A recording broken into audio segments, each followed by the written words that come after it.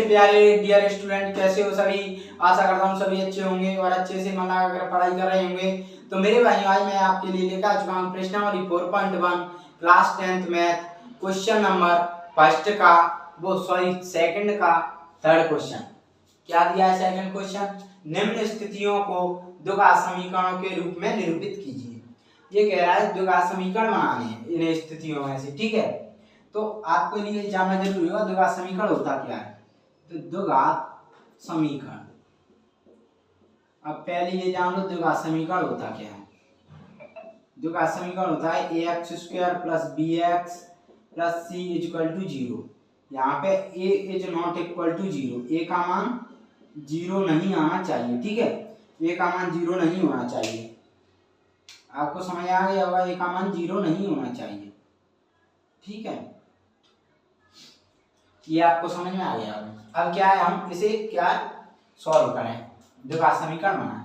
तो सॉल्व करते हैं तो क्या लिखेंगे, हल में लिखेंगे। क्वेश्चन कह रहा है रोहन की मां उससे 26 वर्ष बड़ी है, उनकी आयु वर्षों में गुणनफल अब से 3 वर्ष पश्चात 360 हो जाएगी। हमें रोहन की वर्तमान आयु ज्ञात करें। तो रोहन की वर्तमान आयु हम x मान रहे हैं, ठीक है।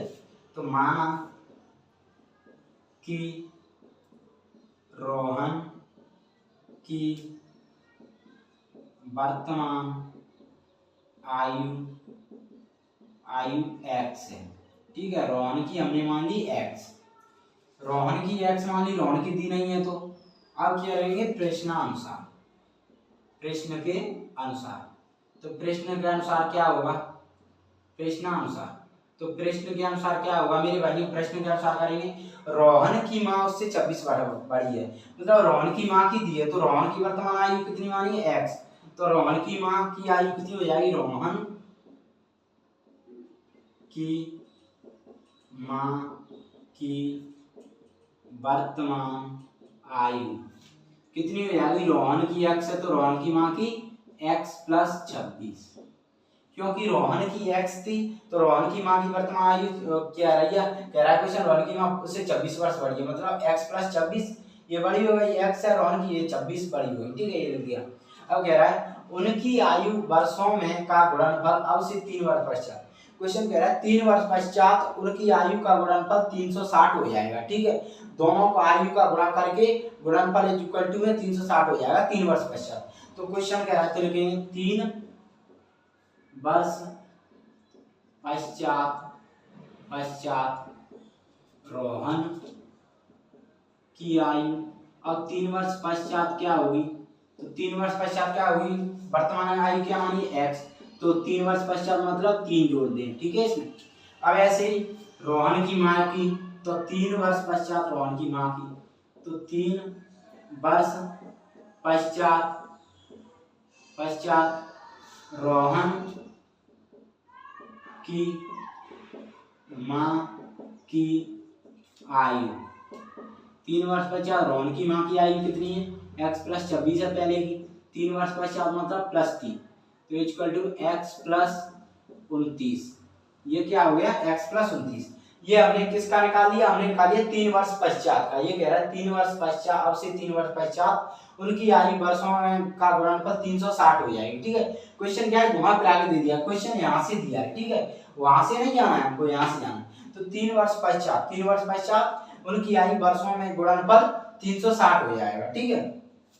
तो ये क्या कर लिया हमने, 3 वर्ष पश्चात की निकाल ली। अब कह रहा है क्वेश्चन इन दोनों का आयु का गुणनफल 360 है, इन दोनों की आयु का, तो मतलब इन दोनों की आयु का तो इधर, ठीक है। इधर अब देखने में दिक्कत आई तो इधर ले लेते हैं, ठीक है।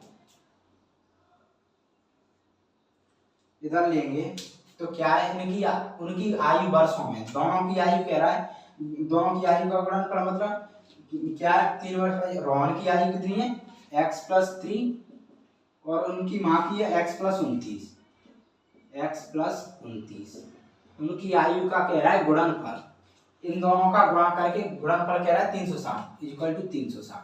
मतलब आग लिख दिया ना हमने। ये क्वेश्चन कह रहा है भाई 3 वर्ष पश्चात लिख के 3 वर्ष पश्चात निकाल के 3 वर्ष पश्चात निकाली। वो कह रहा है 3 वर्ष पश्चात 360 हो जाएगी उनकी आयु वर्षों में, गुणनफल वर्षों में, ठीक है। तो गुणनफल कर दिया, दोनों में गुणा कर के गुणनफल निकाल के रख दिया, ठीक है। तो अब इन दोनों का गुणा करेंगे तो एक्स स्क्वायर, ठीक है, इसका करेंगे plus 29x plus 3x plus 29 30 87 equal to है 360। अब यहाँ से सॉल्व करेंगे तो x square plus 29 3 32x plus 87 इधर आएगा तो माइनस का 360 इक्वल टू 0। तो यहाँ से सॉल्व करेंगे तो एक्स स्क्वायर प्लस 32x, अब माइनस के 360 में से प्लस का 87 जाएगा तो कितना बचा, 16 में 15 में से 8 7, तो ये बचा 273। तो ये कितना बचा मेरे भाई, 273 माइनस का। तो ये आ गया हमारा जो समीकरण हमने निकाल दिया। देखो आप चेक भी कर सकते हो, जो समीकरण होता है x square plus b x plus ये आ रहा है, सेम दिख रहा है। और मैंने बताया था ये माइनस है ना, इससे कंफ्यूज मत हुआ करो, ये प्लस आना चाहिए, नहीं इससे कोई मतलब नहीं रहता हमारा, ठीक है। माइनस प्लस से मतलब रहता है घात 2 होनी चाहिए, तो घात 2 है इसकी, और ये का मान 0 नहीं होना चाहिए, तो ये का मान 0 नहीं है, ठीक है। तो अब ये ऐसा बनेगा तो लिख सकते हैं हम अतः अभीष्ट द्विघात समीकरण, अभीष्ट द्विघात समीकरण x square plus 32x minus 273 equal to 0 है, जिसमें x क्या है, जिसमें x रोहन की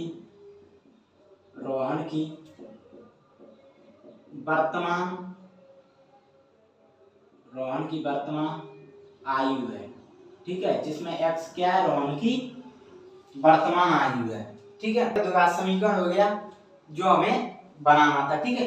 तो मेरे भाई मैंने समझाने का पूरा प्रयास किया है। तो मेरे भाई अगर क्वेश्चन समझ में आया तो वीडियो को लाइक करना, शेयर करना, कमेंट करना और चैनल को सब्सक्राइब करना ना भूलना। धन्यवाद, थैंक यू।